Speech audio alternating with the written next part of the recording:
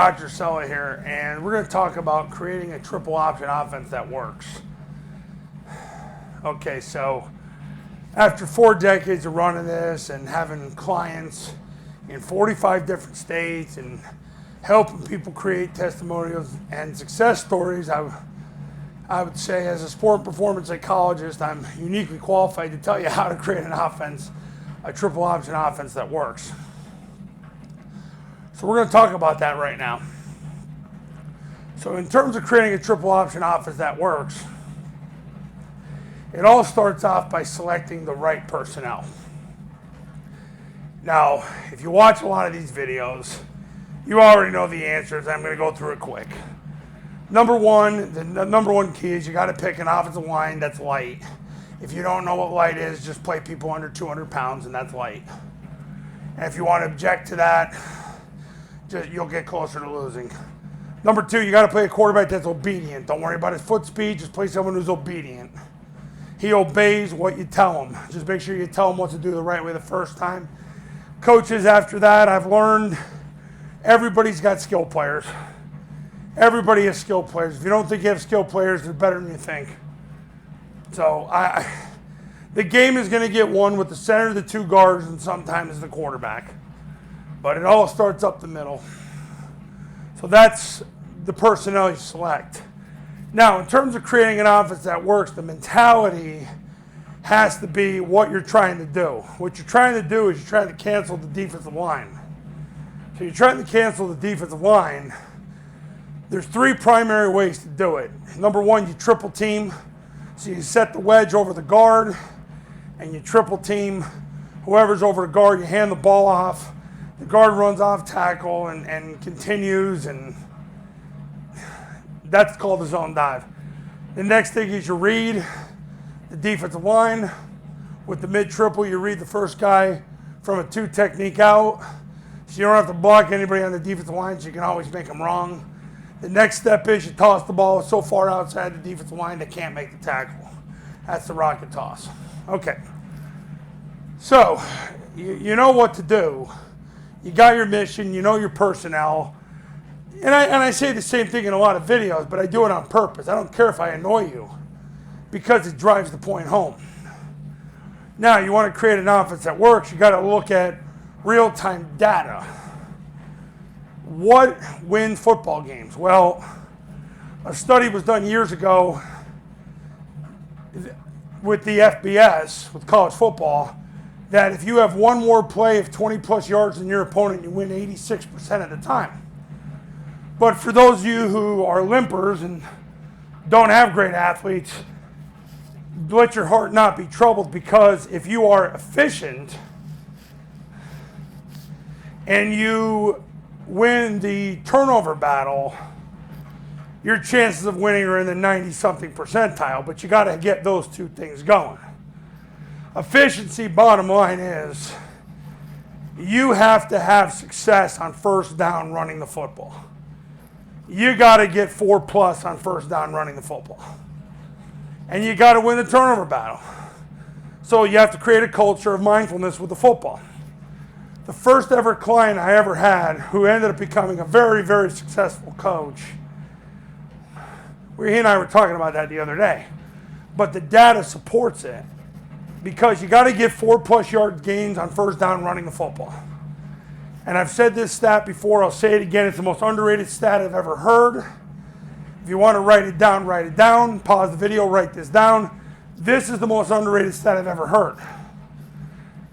That in the last 4.5 decades in the NFL, if you average 4+ yards rushing on first down, you would have led the NFL in rushing the last 39 years. The last team to average 4 yards per run were the '85 Bears. So you get 4 yards on first down, you're elite. Doesn't matter what level of football. So you want to create a triple option offense that works. It's about getting 4+ on first down with the zone dive, the mid-triple, the toss. You got to get good at those 3 plays. They're the 3 plays that last the test of time. I made a video about it yesterday. But you have to be so fanatical about how they hold the ball that if they're 5 points of pressure, that they have both fingertips on both noses of the football. If they're 4 points of pressure, the ball is under the chin with the fingertips on the nose of the ball. And the exchange has got to be right. And they got to be able to take a hit and maintain possession of the ball. But you got to get 4+. How do you get 4+? The ball's got to clear the line of scrimmage faster.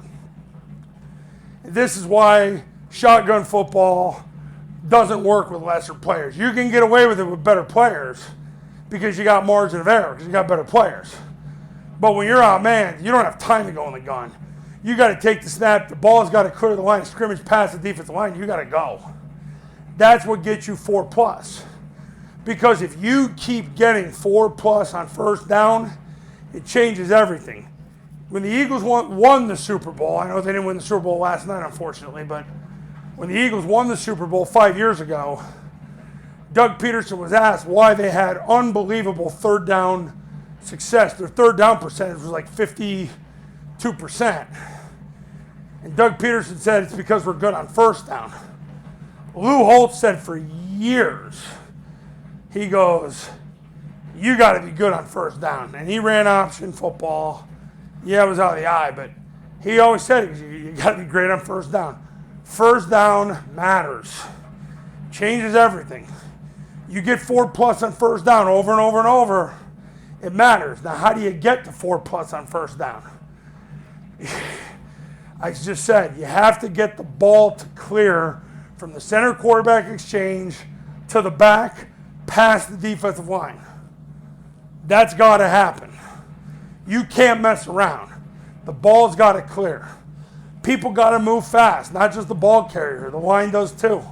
On zone dive, your players got to get a lot of steps in the ground. That's why you can't play fat people, because they get you fired. They got to get a lot of steps in the ground. On the rocket, you got to get your line out there to lead the way. On mid-triple, you got to get linemen that are veering up the field or down blocking and getting in the way. I mean, it is really about movement. And you can't do it by being big and burly. You can't get enough steps in the ground to get to where you need to get to. You can't get to the landmark when you're big and burly. Take it from somebody who in high school was 270. So, yeah, it's to create an offense that works, you got to identify the personnel, identify the mission, and you got to get a series of you got to have first down success. If you can take that out of this video, I'm thrilled. You got to secure the football. You got to. It is absolutely a crisis, tragic, if the ball is on the ground. It's tragic. Like, it just can't happen. The elite programs with whom I've worked, it gets to a point that by the end of the season, that never happens. The ball on the ground is an anomaly. The bottom line is this: you can't run a lot of plays. I've told you the plays that last the test of time. Zone dive, mid-triple, toss. I do think the trap has picked up quite a bit over the last couple years because Air Force. I do think the down is a great play to run because it gets the ball between the read and the pitch key, because what a lot of my clients are getting and what they're getting even at Air Force is, number one, takes the dive, number two, jumps the pitch. It's a great way for the quarterback to reverse out, so it looks like toss. So two starts running to the pitch, and then all of a sudden you run the ball up underneath. And those are the 5 plays Air Force runs. Guys, you're not going to be able to run more plays than that. A 2-year NFL run study proved that you have to run a play at least 4 times a game for that play to be statistically effective.